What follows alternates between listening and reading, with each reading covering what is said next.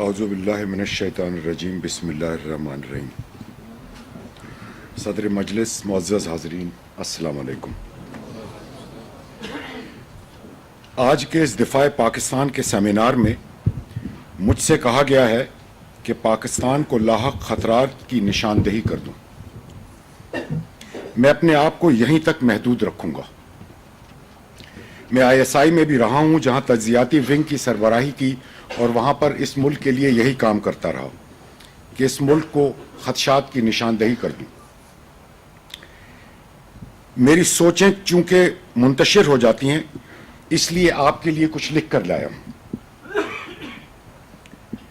خطرہ تو دور سے دیکھتے ہیں، اب تو ہم تباہی کے دہانے پر کھڑے ہیں۔ ہر طرف نشان بکھرے پڑے ہیں جو سالوں سے نظر آ رہے تھے۔ میں کیا نشاندہی کروں؟ اب تو ٹوٹ پھوٹ شروع ہو چکی، پھر بھی اس غارت گری کو سمیٹنے کی کوشش کی ہے۔ ایک سپاہی کا نقطہ نظر پیش ہے۔ میں خود ہی پاکستان کے وجود کو سب سے بڑا خطرہ ہوں۔ بے حس، بے عمل پاکستانی جو نہ ہی خود کو کسی چیز کا ذمہ دار سمجھتا ہے اور نہ ہی کسی لائق کہ کچھ کر سکتا ہو۔ صرف انگلیاں اٹھاتا ہوں، ہاتھ نہیں ہلاتا۔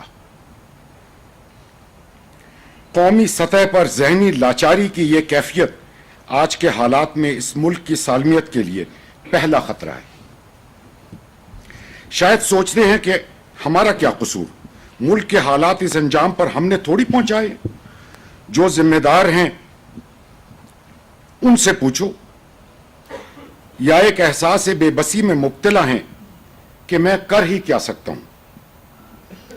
جن کے ہاتھ میں طاقت ہے وہی اس کے ذمہ دار ہیں، وہی کچھ کریں،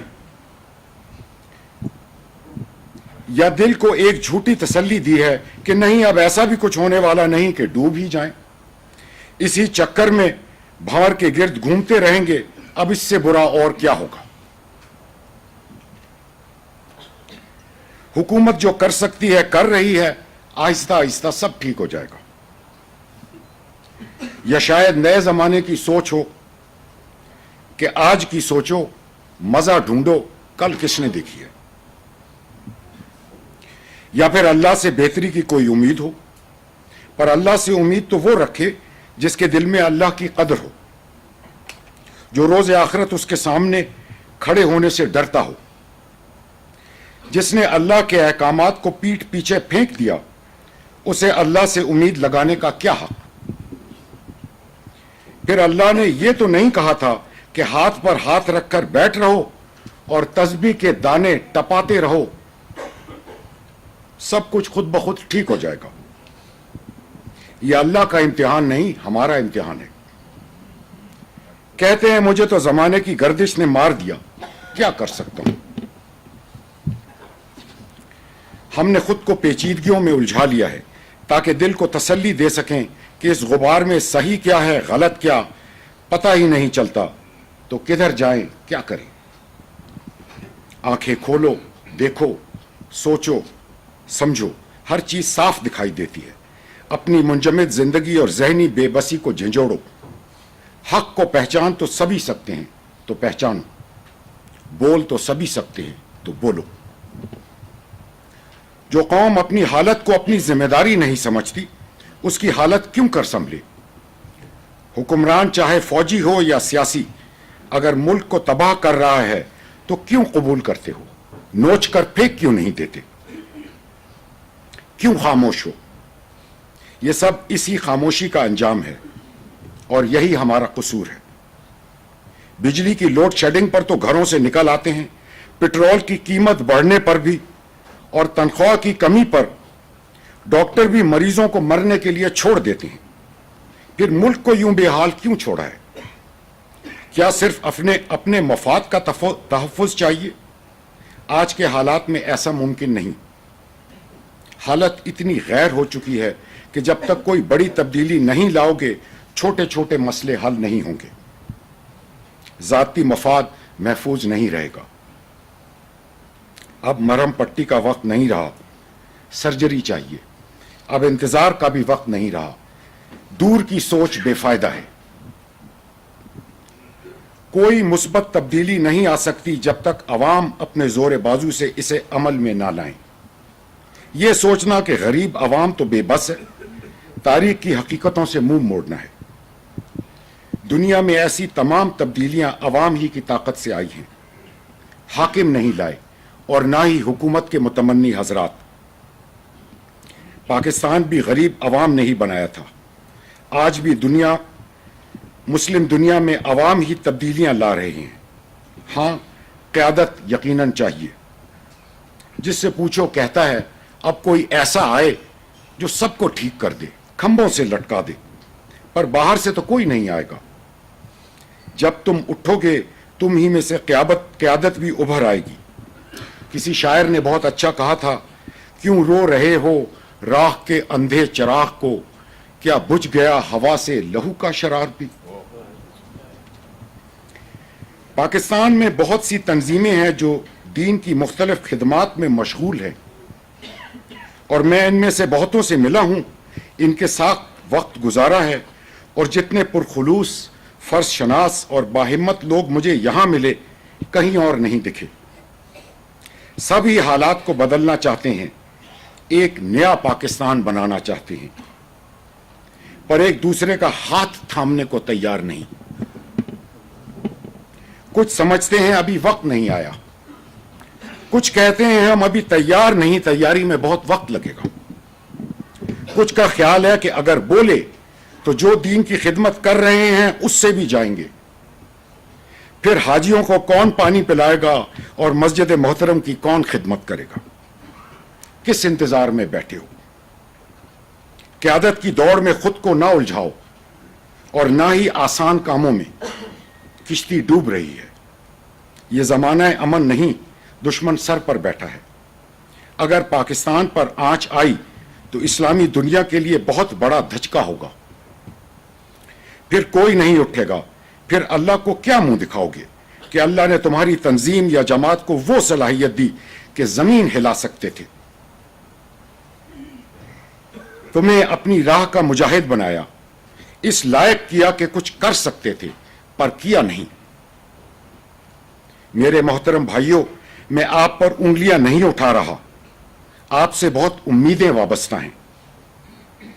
آپ کی بہت بڑی خدمتیں ہیں دین کے لیے. میں نے تو رتی بھر بھی نہیں کیا. صرف اس امید پر بولتا ہوں، اور شاید اس لیے بھی کہ صرف آپ ہی سے امید ہے، کیونکہ آپ کے دلوں میں ایمان کا نور ہے. آپ اللہ کے سپاہی ہو، اور مجھے سپاہیوں کے تصور سے ہی محبت ہے.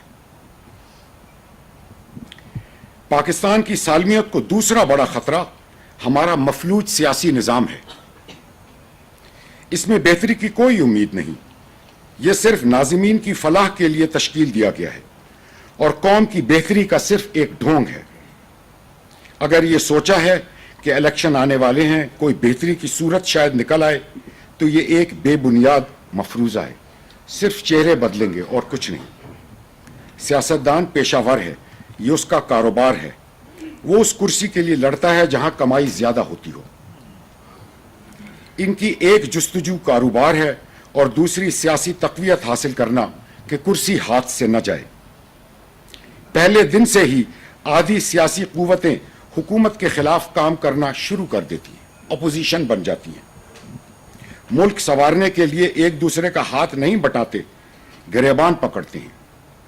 ملک کن مسائل میں الجھا ہوا ہے، کیا پیچیدگیاں خطے میں جنم لے رہی ہیں، اور کیا سیاسی تماشا ہمارے آگے چل رہا ہے. کسی چیز میں کوئی ہم آہنگی، کوئی ربط نہیں. ہماری حکومت اور پارلیمنٹ کے کیا فرائض ہیں، کیا کرتوت ہیں اور کیا تنازع، سب ہمارے سامنے ہے. کراچی میں سیاسی بنیادوں پر خون کی ہولی کھیلی جا رہی ہے. یہ ہماری سیاست کا چہرہ ہے. ہم سب دیکھ رہے ہیں اور خاموش ہیں. سارا سیاسی نظام ہی کرپشن اور جھوٹ پر قائم ہے. پارٹی کا ٹکٹ لینا ہو، الیکشن جیتنا ہو، اس کے لیے فنڈ جمع کرنے ہوں، وزارتیں حاصل کرنی ہوں، سینٹ کی سیٹ ہو یا کوئی بل پاس کرانا ہو، सभी लेन देन का मामला है। अगर तमाम मरकजी और सूबाई हुकूमतों के वुज़रा और मुशीरों की गिनती करें, आपको कैलकुलेटर चाहिए होगा, तो अक्ल हैरान रह जाती है। क्या मईशत है, क्या गवर्नेंस है, और हुकूमत का क्या हुजुम है और क्या अखराजात।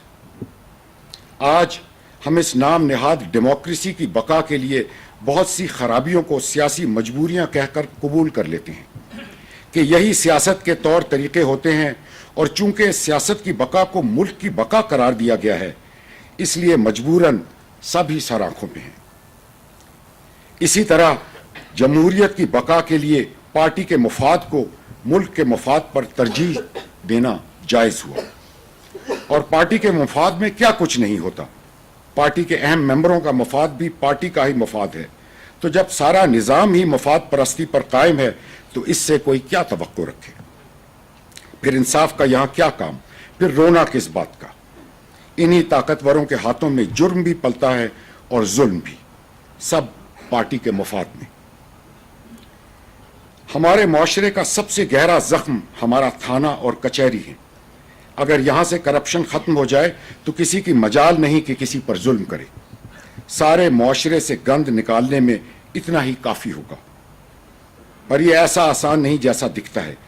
ये साफ हो जाए तो बहुत से बड़ों की बड़ाई खत्म हो जाए। इस निज़ाम में यह मुमकिन नहीं। यहां सिर्फ इंसाफ बिकता ही रहेगा। अगर थाने और कचहरी में इंसाफ मिले तो सियासत कैसे चले। हुक्मरान चाहे सियासी हो या फौजी, दोनों ने गंद ही मचाया इस मुल्क में। फौजी भी जो इस निज़ाम को बदलने आया था, इसी का हिस्सा बन गया। उसने इसी में अपना फायदा देखा। क्या करें, यह निज़ाम बना ही ऐसा है कि इस पर सवारी करने के लिए सबकी रालें टपकती हैं।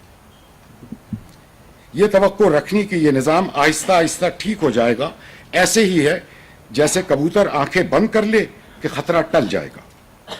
जिस निज़ाम की बुनियाद ही ज़ाती मफाद, करप्शन और नाइंसाफ़ी पर रखी गई हो, उसे कैसे दुरुस्त किया जा सकता है। अगर कुछ दिन और यूं ही चलता रहा तो मैं और आप भूख मिटाने को क्या एक दूसरे को खाएंगे। तीसरा खतरा जो हमारी बका को लाहक है, वो हमारा अमेरिका और बरतानिया के साथ अफगानिस्तान के खिलाफ गठजोड़ है। जाहिर है इसे इन अल्फाज में तो नहीं कहा जाता। यूं कहा जाता है कि दहशतगर्द दुनिया के अमन को तबाह कर रहे हैं, और अगर हमने तरक्की याफ्ता कौमों के साथ मिलकर इनका सफाया न किया तो ये पाकिस्तान की सालमियत के लिए बहुत बड़ा खतरा है। हमारी डूबती मईशत, बढ़ती हुई महंगाई और मुल्क में अमन और अमान की सूरत हाल, सब ही का कसूरवार इन्हें ठहराया जाता है। कहते हैं कि बाकी तमाम चीज़ों से कतई नज़र करके हमें अपनी तमाम तर सलाहियतें इन्हें ख़त्म करने पर लगानी चाहिए। जब हम इस मसले पर काबू पा लेंगे, सब ठीक हो जाएगा। कितना बड़ा झूठ है, पर हम कभी ठहर कर सोचते ही नहीं। तुमने कह दिया, मैंने मान लिया। पाकिस्तान में एक सोचे समझे मंसूबे के तहत दहशतगर्दी फैलाई गई ताकि अमेरिका की इस नाम नेहाद वॉर अगेंस्ट टेरर में शामिल होने पर हमें हिचकिचाहट न हो। इसे अपनी जंग कहने पर कौम आमादा हो जाए और उसमें हर किस्म का जुल्म जायज करार पाए। इस पर बहुत पैसा खर्च किया और झूठ का बाजार तमाम कारोबारी मीडिया के जरिए सजाया गया। तमाम गुंडागर्दी और कत्ल व गारत को भी वही नाम दिया जो अफगानिस्तान के मुजाहिदीन को दिया था, दहशतगर्द। फिर डॉलर के जोर पर दहशतगर्द तंजीमें खड़ी करके उन्हें तालिबान के नाम से पुकारा और पाकिस्तान में धमाके करवाए ताकि हमें जिहाद का नाम लेने वालों से नफरत हो जाए। दीनदार लोगों को हर तरह से बुरा दिखाया, सेकुलर सोचों के नए नए जाल बुने, दीन के नए नए रंग पेश किए, कुरान को मशले राह से गिराकर बरकतों की पटारी बनाया, जिहाद के नज़रिए को और दीन की सीधी राह को शिद्दत पसंदी से जा मिलाया। इसके लिए हर तिमाश के किराए के आलिम टीवियों पर लगाए गए। अमेरिका के अफगानिस्तान पर नाजायज कब्जे और कत्ल गारत में हमारी हुकूमत की शमूलियत के मौजू को मीडिया से हटा दिया गया। मीडिया का जादू जगाया مغربی تہذیب کے بہتر سے بہتر زاویے دکھا کر یقین دلایا گیا کہ اللہ کی راہ پر بدامنی، بھوک، افلاس اور گھٹن ہے، اور مغرب کا ساتھ دینے پر اصل آزادی، غربت کا خاتمہ اور چین و سکون۔ آزادی نسواں کے نام پر ہر سطح پر اوریانی اور فحاشی پھیلائی گئی تاکہ دین کو تنگ نظری تصور کیا جائے اور لوگوں کو آزاد خیالی کی طرف راغب کیا جائے۔ ملک کے ہر منفی پہلو کو اجاگر کیا اور معاشرے کی تمام گند اچھال اچھال کر منظر عام پر لائے تاکہ قوم اپنی ہی نظروں میں گر جائے، پھر نہ کچھ کرنے کا حوصلہ رہے نہ جستجو۔ معیشی کمزوریوں کو بڑھا چڑھا کر یوں پیش کیا کہ اگر امریکہ ناراض ہوا تو پاکستان ڈوب جائے گا۔ یہی ٹرمپ کارڈ امریکہ کے خلاف آنے والے ہر پتے پر پھینکا جاتا ہے تاکہ بھوکی قوم پیٹ بھرنے کے لیے اپنے منہ بند رکھے۔ ہر ذی عقل پاکستانی یہ سمجھتا ہے کہ امریکہ اس خطے میں کیا کھیل کھیل رہا ہے، بلوچستان میں علیحدگی پسند تنظیموں کی تربیت اور کارروائیوں کی امداد کیوں کر رہا ہے۔ ہمارے سامنے فوجی حکومت کو تقویت دے کر ایک مقام تک لائے، پھر حکمران کو نکال باہر پھینکا اور ایسی سیاسی قیادت کو لا بٹھایا جو کسی چیز پر نہ کہہ سکے۔ فوجی حکمران سے فوج سوال کرتی تھی، وہ ایک حد سے آگے نہ جانے پر مجبور تھا۔ اب نمائندہ حکومت کی آڑ ہے جن کے ڈرامے ہی ختم نہیں ہوتے، کوئی کسے پوچھے۔ امریکہ کی حکومت کا یہاں سے جانے کا کوئی ارادہ نہیں، وہ جا نہیں سکتے۔ ان کا جانا تمام دنیا کے لیے اعلان ہوگا کہ دہشت گردی جیت گئی، پھر ان کا دنیا میں کوئی ٹھکانہ نہیں۔ وہ صرف پینترا بدل سکتے ہیں، جا نہیں سکتے۔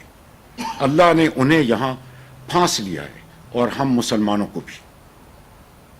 امریکہ یہاں دہشت گردی ختم کرنے نہیں آیا تھا، دہشت گردی کو فروغ دے کر یہاں رہنے کا جواز بنایا تاکہ دنیا کو اور خاص کر اپنی عوام کو اس مہم جوئی پر آمادہ رکھے۔ جنگی ساز و سامان کی انڈسٹری پر پنپنے والی امریکہ کی حکومت نے اپنی ڈوبتی ہوئی معیشت کو بھی سنبھالا دینا ہے اور دنیا پر اپنا سیاسی اور فوجی تسلط بھی قائم رکھنا ہے۔ وسطی ایشیا کی شاہراہ پر اور افغانستان اور بلوچستان کے معدنی وسائل پر قبضہ اور چین اور روس کے اثرات کو آگے بڑھنے سے روکنے کے علاوہ ایک بڑا مقصد یہاں بیٹھنے کا پاکستان کو قابو کرنا ہے۔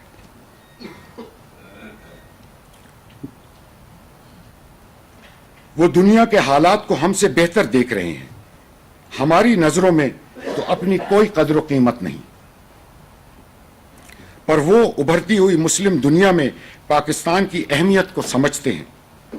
ہماری قوم کی صلاحیتیں اور ہماری ایٹمی طاقت دونوں ہی سے خائف ہیں۔ ہماری قوم پاکستان کو ایٹمی صلاحیت سے پاک کرنا اس وقت امریکہ کے لیے لازم ہے، پر یہ اتنا آسان نہیں جتنا دکھتا ہے۔ فوجی طاقت کے زور پر پاکستان کی ایٹمی صلاحیت نہیں تباہ کی جا سکتی، بہت سے خدشات لاحق ہیں، مکمل صفایا نہیں کر پائیں گے۔ ان کے لیے لازم ہے کہ پاکستان کو اندر سے توڑا جائے اور اس حال میں لایا جائے کہ پاکستانی قوم معذور اور مجبور ہو چکی ہو اور اس صلاحیت کو خود ہی تھوک دے، تھک کر بیٹھ رہے۔ وہ ابھی ہمیں تھکا رہے ہیں۔ پاکستان کو اس مقام تک لانے کے لیے کافی کام ہو چکا ہے، بس اب آخری ضرب باقی ہے۔ جب تک پرامن سیاسی محکومی سے کام چل رہا ہے، چلا رہے ہیں۔ کہہ نہیں سکتے کب تک یوں ہی چلے گا اور جب آخری ضرب آئے تو کس رنگ میں آئے گی۔ میں پیشن گوئی تو نہیں کر سکتا، پر میرا تخمینہ ہے کہ آنے والے الیکشن کے بعد ملک کے حالات نہایت خراب ہو سکتی ہیں۔ شاید امریکہ کا آخری کھیل ہمارے سامنے کھلنا شروع ہو جائے۔ یہاں تک تو ہو چکا کہ پاکستان کو غیر مستحکم کرنے کے لیے اندرونی فشار، سیاسی انتشار اور معیشی تباہی پیدا کی گئی اور عوام کو مکمل مایوسی اور ناامیدی میں جھونک دیا۔ اب لاقانونیت کی فضا کو بڑھانا ہے کہ منتشر ہجوم خود ہی اپنی کشتی ڈبو لیں، ایک دوسرے کو نوچ ڈالیں۔ ملک میں ہنگامے شروع کروا کر فوج کو اندرونی تحفظات میں الجھا دیا جائے۔ اگر خدا نخواستہ ایسے حالات پیدا ہو گئے تو نہ صرف یہ کہ حکومت ناکارہ ہو کر رہ جائے گی بلکہ ہماری سرحدیں بھی ننگی ہو جائیں گی۔ ایسے میں اگر کشمیر میں دہشت گردی کے بہانے ہندوستان سے فوجی کشیدگی کی فضا قائم کی گئی اور فوج کو بارڈروں کی طرف گھسیٹا گیا تو ملک میں تمام انتظامی گرفت ختم ہو جائے گی۔ بلوچستان میں فوج کی غیر موجودگی سے فائدہ اٹھاتے ہوئے امریکہ کی پالی ہوئی بلوچ لبریشن آرمی آزادی کا اعلان کر سکتی ہے۔ کراچی میں ہنگامے پھیلا کر ہماری معیشی شاہ راہ کاٹی جا سکتی ہے اور خیبر پختونخوا کے علاقوں میں امریکی سرپرستی میں پلنے والے دہشت گردوں کے زور پر سرکشی پیدا کر کے پاکستان سے علیحدگی کا اعلان کیا جا سکتا ہے۔ ایسے میں پاکستان دنیا کے آگے ایک خوفناک تصویر پیش کرے گا۔ اللہ نہ کرے یہ دن ہمیں دیکھنا پڑے، چاہے ان چیزوں کی حقیقت زمین پر آئے یا نہ آئے، لیکن صرف بلوچستان اور پشاور سے ایک نعرہ اٹھا دینا ہی دنیا کو ہلا دینے کے لیے کافی ہوگا۔ کشمیر میں ہندوستان کی چھوٹی موٹی فوجی تعزیری کارروائیاں دنیا کو یقین دلانے کے لیے کافی ہوں گی کہ 2 ایٹمی طاقتیں برسر پیکار ہیں۔ پھر شور برپا کیا جائے گا کہ پاکستان کی ایٹمی صلاحیت غلط ہاتھوں میں آنے کا خطرہ ہے، تاکہ UN ریزولوشن کے تحت پاکستانی ایٹمی صلاحیت بین الاقوامی کنٹرول میں لی جا سکے۔ اگر UN میں اس چال کو ویٹو کر دیا گیا تو سرحدوں پہ حالات کو مزید سنگین کر کے محدود جنگ چھیڑی جا سکتی ہے۔ آج کل کے ہتھیاروں کی کارکردگی کے باعث چھوٹی سی جنگ بھی نہایت تباہ کن ہوگی۔ پاکستان کے مواصلاتی نظام، تنصیبات اور فوج کی صلاحیت کو شدید ضرب لگے گی۔ اس موڑ پر امریکہ فوری جنگ بندی کروائے گا تاکہ لڑائی ایٹمی حد کو پار نہ کرے۔ پاکستان اس وقت تباہ حال اور ٹکڑوں میں بٹا ہوا ہوگا اور کوئی کارگر قیادت منظر عام پر نہیں ہوگی۔ ہم خود کو سنبھالنے کی صلاحیت کھو چکے ہوں گے۔ نہ سڑکوں پر گاڑیاں چلیں گی، نہ ہی بازاروں میں خوراک بکے گی، نہ تیل بچے گا، نہ پانی۔ پھر جب روٹی نہیں ملے گی تو کیا بم کھائیں گے؟ سب ہی قوم اس کو تھوکنے پر آمادہ ہوگی۔ یہ ایک ممکن تصویر ہے۔ اس تباہی کے اور کئی رنگ ہو سکتے ہیں۔ یوں کہیے ہماری آخرت نزدیک ہے، تیاری کر لیں۔ اللہ نے صاف کہا تھا یہ شیطان کے پجاری کبھی تمہارے دوست نہیں ہو سکتے، پر دوست تو کیا، ہم نے انہیں اپنا ولی بنا لیا، اپنا آقا مان لیا، اپنا رازق۔ اور یہ بھی اللہ نے کہا تھا کہ شیطان کے ساتھی تمہارے کھلے دشمن ہیں۔ آج ان کی دشمنی کسی سے چھپی ہوئی تو نہیں، اگر ان کی سازشوں کے جالوں سے نہیں تو چالوں سے تو سبھی واقف ہیں۔ چلو ہم اللہ کے احکامات کو پرے پھینک دیتے ہیں، دنیا داری جو کرنی ہوئی، کہتے ہیں ملک تو انہی بنیادوں پر چلتا ہے، تم جہالت کی باتیں مت کرو، دنیا کے ساتھ مل کر چلنا ہوگا۔ 12 سال ہو گئے امریکہ سے قدم سے قدم ملاتے چلتے ہوئے، جوتے چاٹتے ہوئے، کافروں سے مل کر مسلمانوں کا قتل عام کرتے ہوئے۔ کیا دہشت گردی ختم ہو گئی؟ کیا معیشت سنبھل گئی؟ کاروبار چمک گئے؟ نوکریاں کھل گئیں؟ بھوک مٹ گئی؟ کیا آج پاکستان پہلے سے زیادہ محفوظ ہو گیا؟ عورتوں کو امن، عزت اور تحفظ مل گیا؟ کیا ہمارے چہروں کی مسکراہٹیں لوٹ آئیں؟ کیا کوئی امید کی کرن ہی باقی رہ گئی؟ نہ جانے کس شیطانی دھوکے پر ہم امریکہ کے پیچھے چلتے ہیں۔ دہشت گردی کے خلاف امریکہ اور برطانیہ کی یہ جنگ اصل میں سیاسی نظریہ اسلام کے خلاف جنگ ہے۔ اب اس کے شواہد ہر طرف کھل کر نظر آ رہی ہیں۔ آج مکہ اور مدینہ پر حملہ کی باتیں کرتی ہیں۔ مسلمانوں کو شدت پسند اور میانہ روی کے 2 گروہوں میں اس لیے بانٹا تھا کہ ہم آپس میں لڑتے رہیں۔ اصل مقصد اسلام کے نظریے کو شکست دینی ہے تاکہ اسلامی دنیا پر ان کا تسلط قائم رہے۔ ان کی راہ میں یہ نظریہ سب سے بڑی رکاوٹ ہے۔ پر نظریے یوں دہشت گردی سے تو شکست نہیں دیے جا سکتے. جتنی طاقت اس کے خلاف استعمال ہوگی اتنا ہی یہ پھیلے گا. یہی تاریخ کی مہر ہے اور یہی اللہ کا قانون. کیا ہم بھول گئے کہ یہ ملک اللہ کے نام پر بنایا تھا؟ کہا تھا پاکستان کا مطلب کیا؟ لا الہ الا اللہ. پھر اس کے دارالخلافے کا نام اسلام آباد رکھا. پھر کہا سب سے پہلے پاکستان بعد میں اللہ. ساری سوچیں، ساری فکریں، ساری امیدیں، طور طریقے مغربیت کے اپنا لیے. انہی کے اصولوں پر زندگی کو ڈھال لیا. انہی کی طرح بننے کی دوڑ میں لگ گئے. اگر سیکولر طور طریقوں پر ہی چلنا تھا تو پاکستان کیوں بنایا تھا؟ آج ہم نے اپنا منہ اللہ سے موڑ کر امریکہ کی طرف کر لیا ہے. یہ ہے آج کا سب سے بڑا فتنہ. آج پاکستان کی سالمیت کو یہ آخری اور سب سے بڑا خطرہ ہے.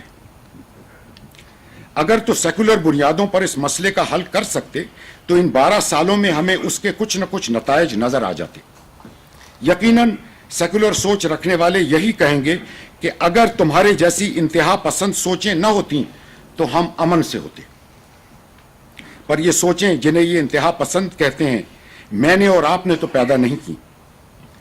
یہ تو اس خطے اور ان حالات کی پیداوار ہیں. ایک حقیقت ہے جس سے منہ موڑا نہیں جا سکتا. اب یہی ہے کہ ان کے اور امریکہ کے بیچ کوئی درمیانی راہ نکال کر چلتے رہیں جس کی کوششیں شروع دن سے جاری ہیں.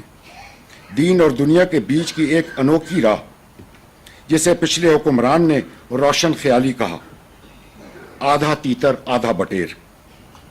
اس راہ پر کیا کھویا کیا پایا ہمارے سامنے ہے. دین اور دنیا دونوں ہی سے گئے. ہم دیکھ رہے ہیں کہ اس راہ پر امن کی کوئی منزل نہیں ہے.